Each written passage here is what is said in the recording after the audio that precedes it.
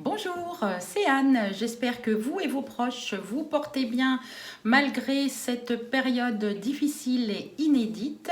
Nous sommes effectivement à notre 4e semaine de confinement. C'est du jamais vu pour la plupart d'entre nous. Et comme promis, je vous fais une petite vidéo avec 5 informations sur le stress.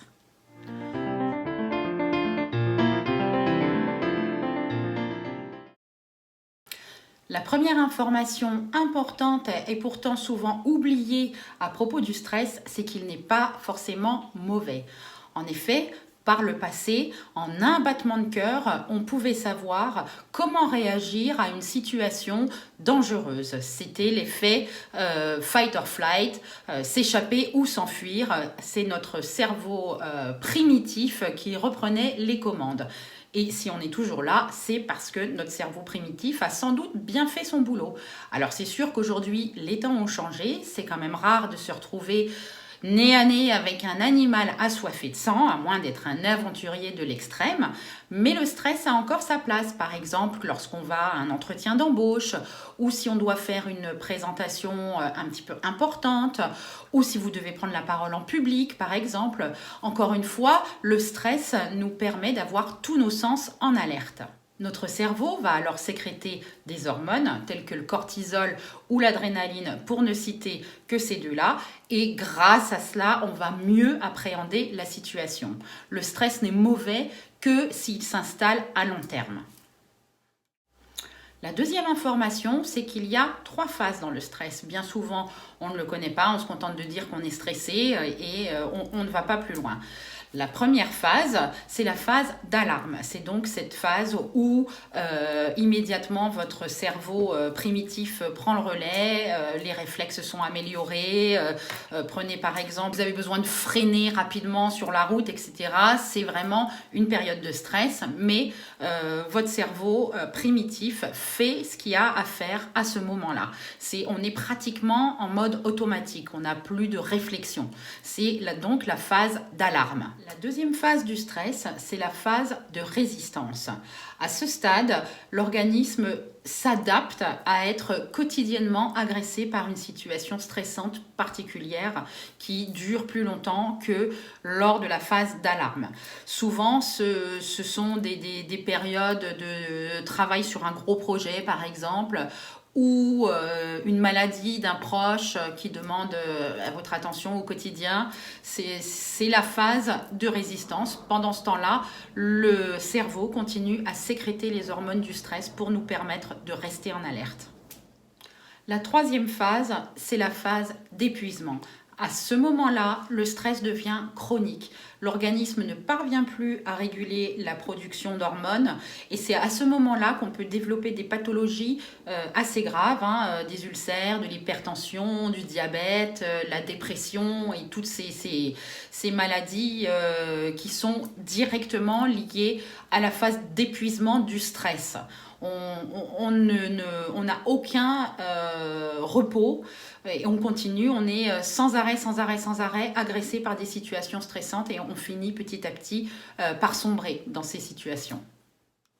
La troisième information intéressante à propos du stress, c'est qu'on l'appréhende beaucoup mieux une fois qu'on a identifié ses stresseurs. Alors les stresseurs, il y a 3 grandes catégories de stresseurs. Les stresseurs professionnels, donc ça c'est tout ce qui se passe à votre travail, donc les mauvaises conditions, trop de charges de travail, un mauvais management, de l'ennui, enfin toutes ces choses vraiment liées à l'aspect professionnel. La deuxième catégorie de stresseurs, ce sont les stresseurs personnels. Donc là, ça concerne votre vie personnelle, votre vie familiale, les difficultés financières, les enfants, des soucis de santé qui vous touchent vous ou vos proches. Donc ça, ce sont les stresseurs personnels.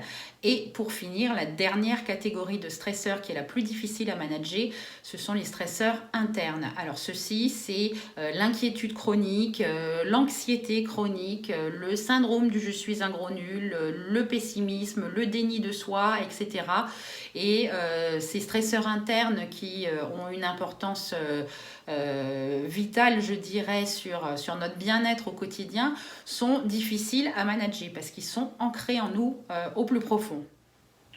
je vous ai préparé la liste des stresseurs que vous pourrez télécharger en cliquant sur le lien en dessous de cette vidéo. La quatrième information, c'est qu'il faut accepter qu'on n'a pas le contrôle sur tout. En général, la seule chose qu'on peut contrôler, ce sont nos paroles, nos actes, les conséquences de nos paroles et de nos actes, comment on réagit à des situations, ce qu'on choisit de croire, les gens dont on s'entoure, tous nos choix, en fait, personnels sont des choses qu'on contrôle. Ce qu'on ne contrôle pas, c'est la vie des autres, le jugement, la météo, la mort, enfin, toutes ces choses sur lesquelles on ne peut pas influer. Donc, il faut accepter qu'on n'a pas le contrôle sur tout et que c'est pas bien grave finalement. On ne peut pas tout contrôler et c'est comme ça. Dans la situation actuelle, par exemple, on peut choisir de croire tout ce qu'on lit sur les réseaux sociaux ou sur Internet ou n'importe. Et donc, sombrer dans l'anxiété, dans l'inquiétude, dans l'angoisse, enfin, appelons ça comme on veut. Ou alors, vous pouvez choisir de prendre soin de vous, de vos proches, d'appliquer tout ce qu'on nous demande d'appliquer pour rester le plus en sécurité possible. Tout simplement, ça, vous avez le contrôle sur ça. La cinquième information que je vous partage aujourd'hui, c'est que l'on peut tenir le stress à distance par la respiration. Aussi bizarre que ça puisse paraître, la respiration a un pouvoir incroyable sur notre niveau de stress. En plus, avec la respiration, ce qui est vraiment génial, c'est qu'il n'y a pas d'effet secondaire. On peut donc tenir le stress à distance sans danger. Ça, c'est vraiment la cerise sur le gâteau. Donc, on a plusieurs exercices de respiration. Vous pouvez chercher sur Internet. Celle que je préfère, les deux exercices que je préfère réellement, c'est la respiration basique. On part sur une inspiration de 6 secondes. On bloque 3 secondes dans les poumons et on expire pendant 6 secondes. Tout ça en gonflant le ventre à l'inspiration et en le dégonflant à l'expiration. Ça, c'est la première technique à la portée de tout le monde. On fait ça aussi souvent que nécessaire et on va vraiment constater une amélioration de notre état de stress, d'angoisse, d'inquiétude, etc. Intérieur grâce à cet exercice. J'ai un autre exercice de respiration que je faisais pratiquer à mes élèves à l'époque où j'enseignais la méditation. C'est la respiration positive. Donc c'est tout simple comme concept. On inspire des sentiments positifs, des émotions positives, des pensées positives et on expire leur contraire. Tout simplement, c'est bête comme chou. Donc vous allez inspirer la détente, expirer les tensions, vous allez inspirer le calme, expirer l'énervement ou l'anxiété. C'est vous qui décidez, c'est votre respiration, c'est votre moment. Donc c'est à essayer de toute façon. Encore une fois, il n'y a pas d'effet secondaire. Le pire qui puisse arriver, c'est que vous ne ressentiez pas les bienfaits immédiatement. Si vous voulez en savoir plus sur la gestion du stress, n'hésitez pas à m'envoyer un petit email. Vous trouverez le contact en dessous de la vidéo.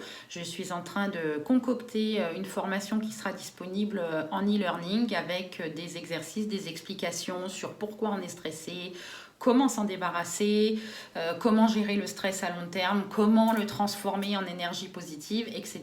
Donc, n'hésitez pas, un petit email et je vous renseigne. Et en attendant, portez-vous bien, prenez soin de vous et soyez prudents. Ciao, ciao.